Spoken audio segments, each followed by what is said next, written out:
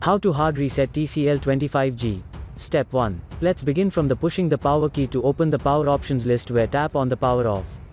Step 2. At the same time, press and keep power button plus volume up button, and when TCL logo image shows up, let go held keys. Step 3. Recovery mode menu will be on the screen. Use the volume rocker to select the position and the power key for accept. For further detailed guide, please check the link in the description. There you will find further steps on how to hard reset your smartphone.